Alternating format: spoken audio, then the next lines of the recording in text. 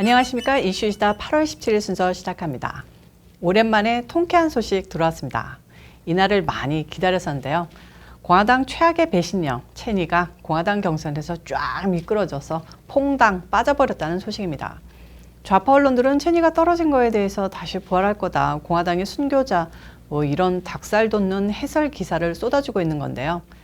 팍스뉴스가 가장 잘 이번 체니의 패배를 표현했는데요. Democracy at Work, 즉 민주주의가 작동한 결과로 체니가 잘려나갔다고 헤드라인을 뽑았습니다.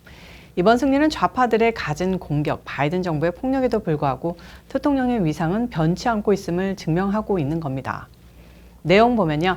리즈 체니가 16일 실시된 와이오밍 공화당 경선에서 28.9%를 얻어 66.3%의 득표율을 올린 트럼프 충성파 해리엇 헤이그먼 후보에게 KO 패당했습니다. 무려 약 40%의 표차로 대패한 겁니다. 이번 경선은 대통령의 정적을 자처하며 민주당 주도의 하원특위에 자발적으로 나서 대통령 기소를 위해 앞장섰던 체니가 정말로 공화당 내에서 충분한 서포트를 받고 있는 인간인지, 아니면 공화당은 온전히 트럼프 대통령을 중심으로 움직이고 있는지를 판가름하는 잣대로 좌파들에게도 엄청난 관심을 받았는데요. 보시는 바대로 결과는 이렇게 나왔습니다. 현존하는 팁스의 정치적 수장으로 봐도 무방한 딕 체니 전 부통령의 딸인 리즈 체니는 2016년 이래 3선을 지냈고, 지난해 잘리기 전까지는 공화당 서열 3위 의원총회 의장까지 올랐던 인간입니다.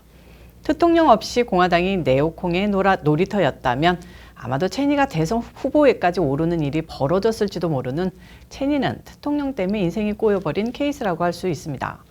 좌파 언론도 체니가 의원총회 의장직에서 쫓겨나고 당내 입지가 추락한 건 트럼프 대통령과 대립각을 세운 것이 결정적 계기가 됐다고 분석하고 있습니다.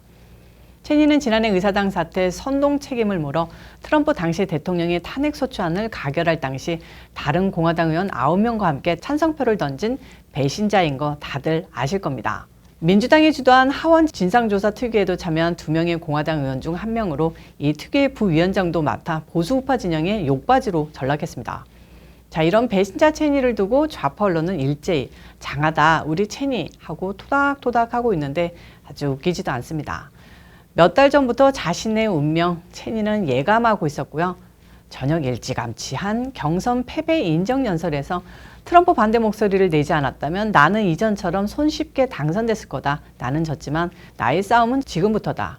트럼프의 재선을 저지하기 위한 정치 행보를 계속해 나갈 것이다 라고 표독스럽게 말했습니다. 아주 도끼가 가득한데요. 그럼 뭐합니까? 이제 일개 의원 신분도 아니고 그냥 제야 정치인인걸요. 더욱 가관인 것은 자기를 위대한 링컨 대통령과 비교한 겁니다. 연설에서 대선 출마 직전 의회 선거에서 패배했었던 링컨 대통령의 상황과 자기를 비교하며 새로운 시작을 언급해 대선 출마 가능성을 내비쳤는데요. 웃기지도 않고 1000만 분의 1의 가능성도 없으니 공화당 말고 민주당 대선 경선 나가면 표 더 받지 않을까 싶습니다. 대통령도 오랜만에 통쾌한 소식에 고무된 듯합니다. 자신의 트루스 소셜 계정에 연이어 소식을 알렸는데요. 어제 저녁 리즈 체니 패배가 알려지자마자 와이오밍에서 위대하고 결정적인 승리를 거둔 해리엇 헤이그먼 후보에게 축하의 말을 전한다.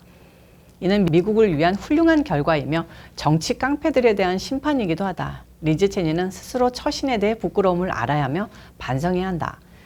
자신의 망발이 다른 이들에게 어떻게 받아들여지는지 부끄러워해야 한다. 체니는 드디어 정치판에서, 정치씬에서 잊혀질 수 있게 됐으며 그 정치적 심연에서 훨씬 행복할 것이다.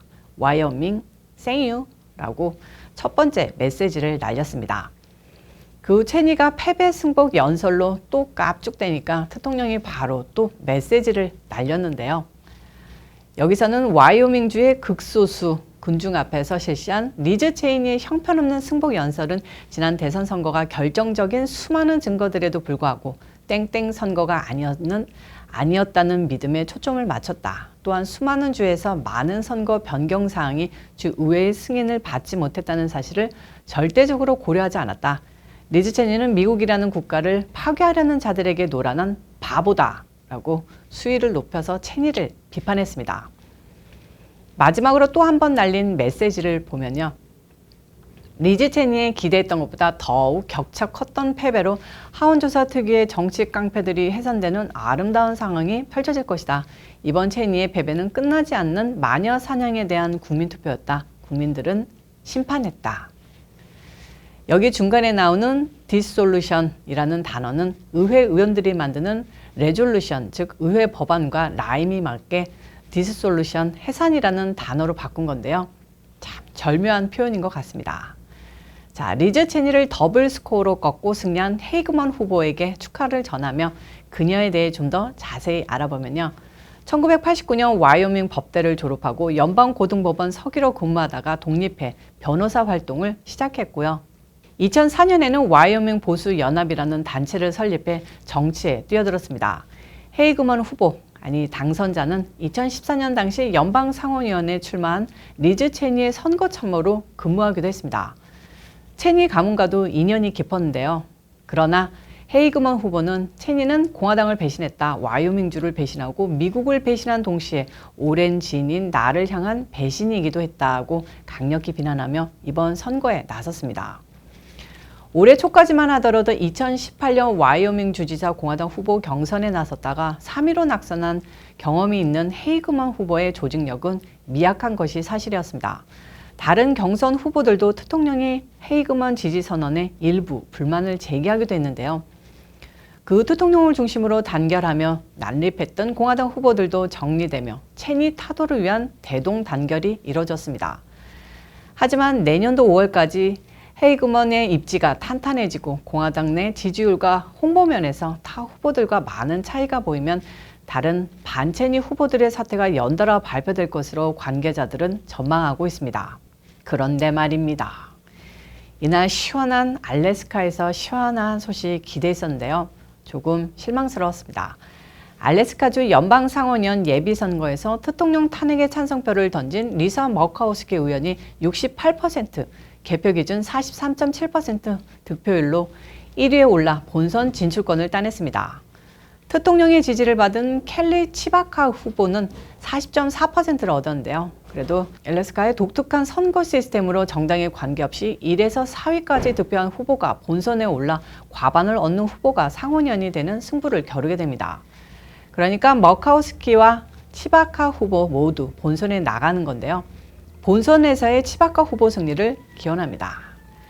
또한 공석인 알래스카주 연방하원 의원을 선출하기 위한 선거에서는 대통령의 지지를 얻은 강력한 대통령 지지자 세라 페일린 전 알래스카 주지사가 68%, 개표 기준 32.1% 득표율로 2위에 올라 1위 메리 펠톨라 민주당 후보와 함께 11월 본선에 나섭니다.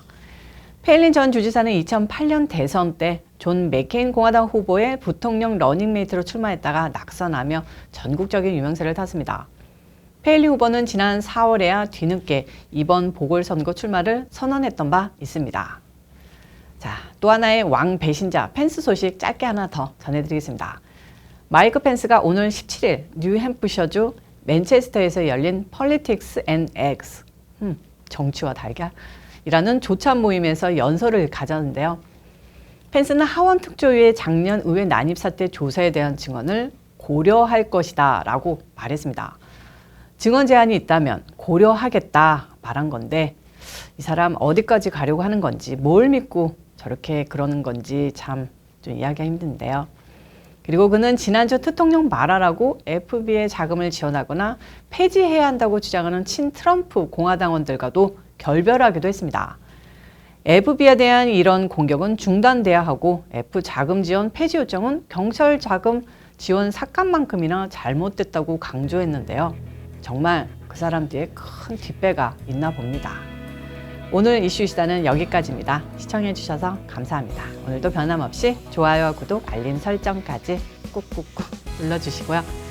저는 좀 더 좋은 소식이 있길 바라면서 다음 영상에서 찾아뵙도록 하겠습니다. 빠이.